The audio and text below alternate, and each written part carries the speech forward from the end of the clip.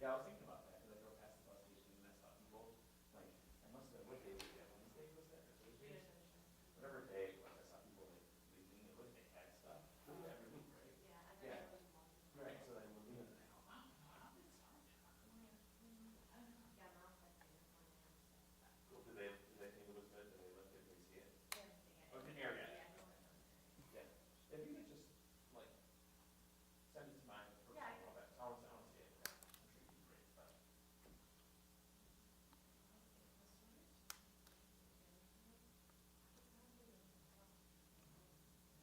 I would let, they probably want something from this, but I would just put it in there anyway, if someone hasn't already, and you and mine. So there's one, you and mine, yeah.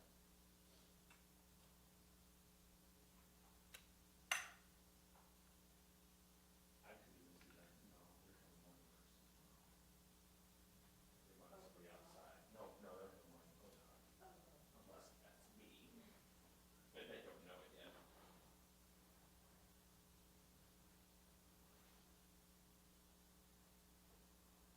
We're gonna get, our show up here,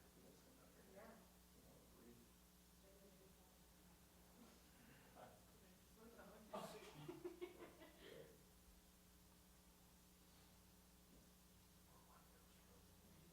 know, breathe. And, you know, it's an hour and a half drive, but it is the same district. Yeah. 12 hours, but same district, same.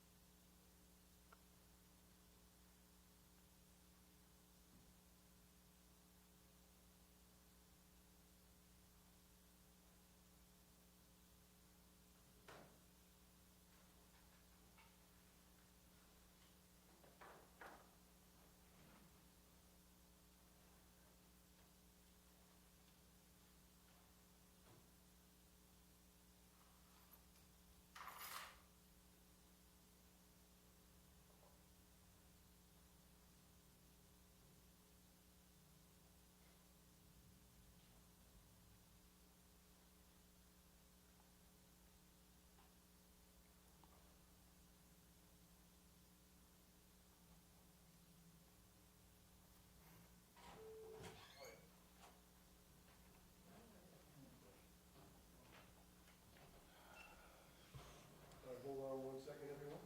Hold on 1 second.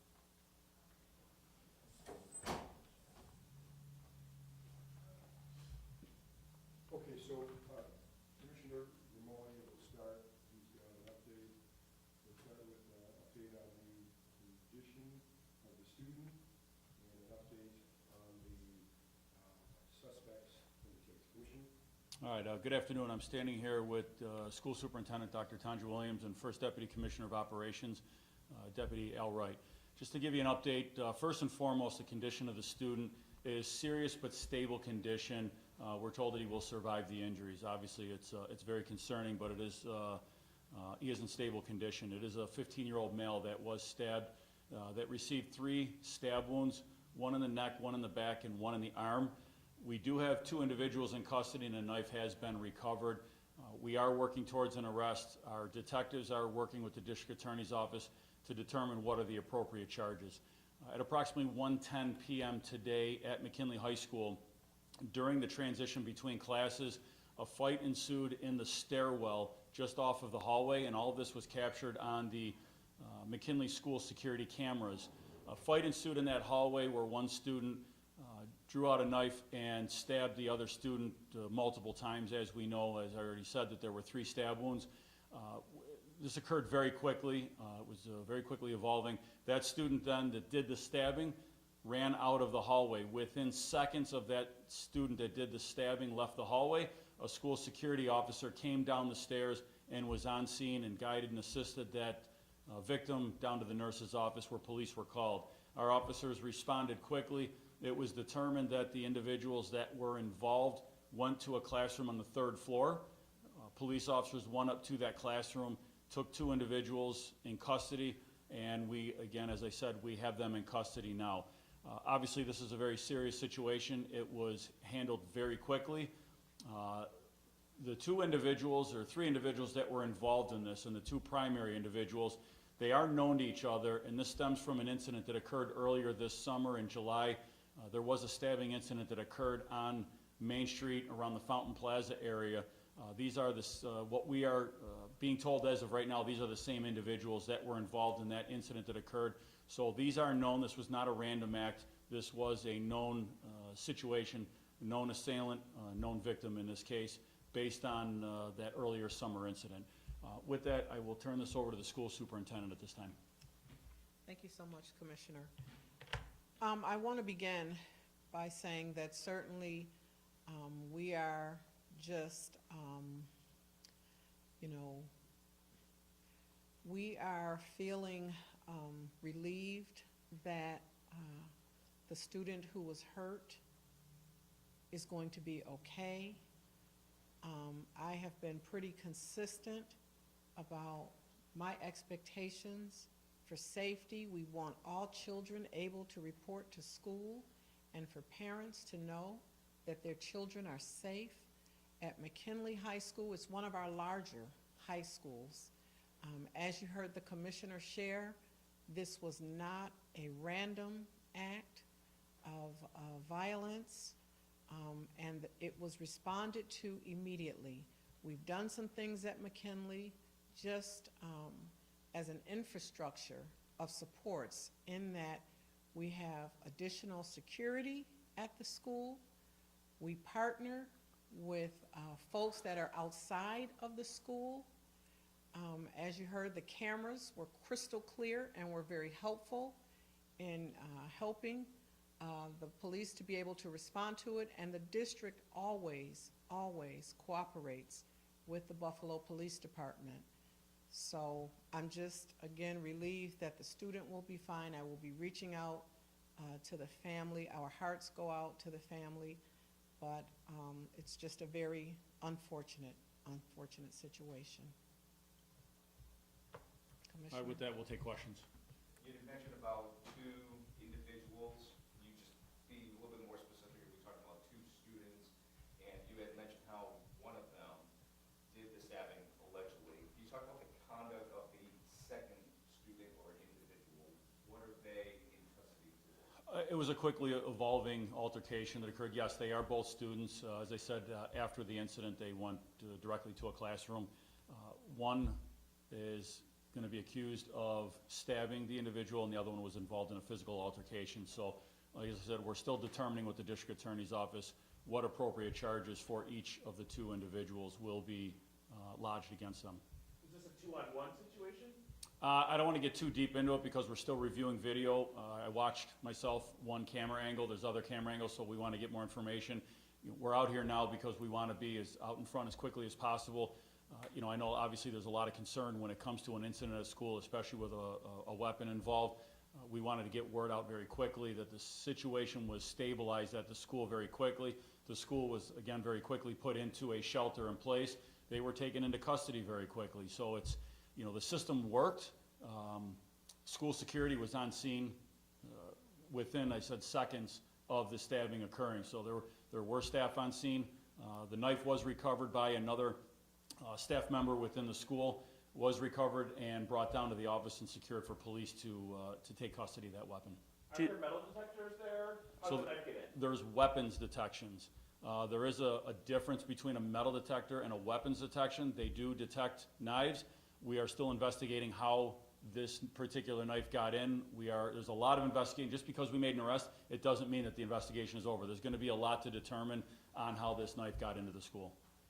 A lot of work One or has two gone more, in. couple more? A lot of work has gone into beefing up security at these schools, especially since the last incident at McKinley. I mean, what is the message for parents who are concerned that another significant incident like this happened at a local high school here? And Yeah. does security get brought up even more into the discussion here going forward? Yeah, McKinley is one of our larger high schools.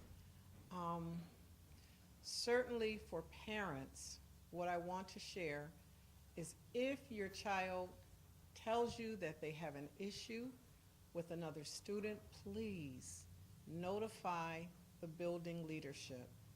For students that may be listening, if you are having any difficulties with another student, please let one of the adults in the school know. Students that see something, please, you have to say something. And we want to intervene as early as possible to prevent something like this from happening.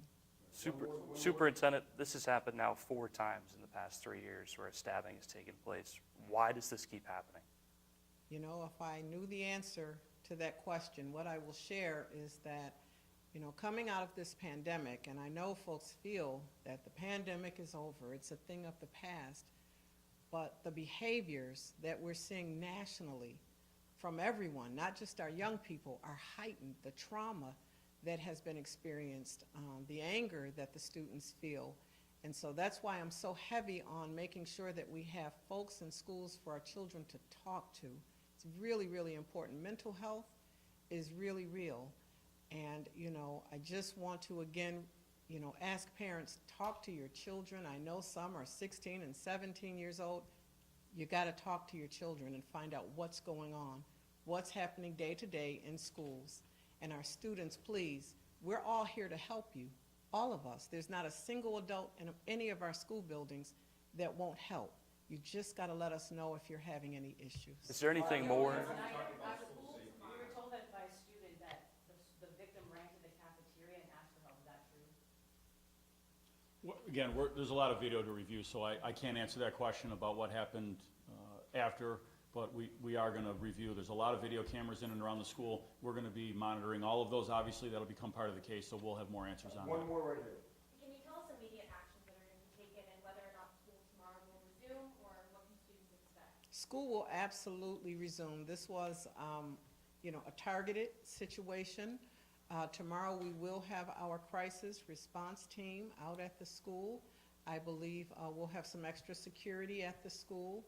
Our counselors will be prepared to speak with children or staff. They may feel that they need to talk about this incident, and I believe there will be a presence tomorrow from our SROs. All right, one last thing, Commissioner, just again, just clarify the condition, not stable, but seriously stable. Serious condition, but stable, and will survive. Could you just be clear on the ages of the other students as well?